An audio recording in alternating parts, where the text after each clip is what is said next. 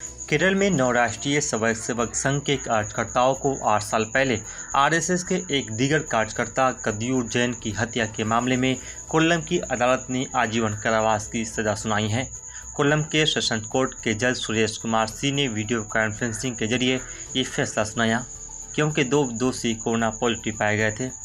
गौरतलब है कि कोर्ट द्वारा सभी 9 दोषियों पर 71,500 रुपये का जुर्माना भी लगाया गया था, जो भुगतान करने में नाकाम रहे, जिसके कारण उन्हें और 4 साल जेल में बिताने पड़ेंगे। जुर्माने के तौर पर कदियूर जैन की मां को 2 लाख रुपये और रघुनाथ पिल्लई को 25,000 रुपये दिए जाएंगे, जिन पर कदियूर जैन के साथ हमला हुआ था।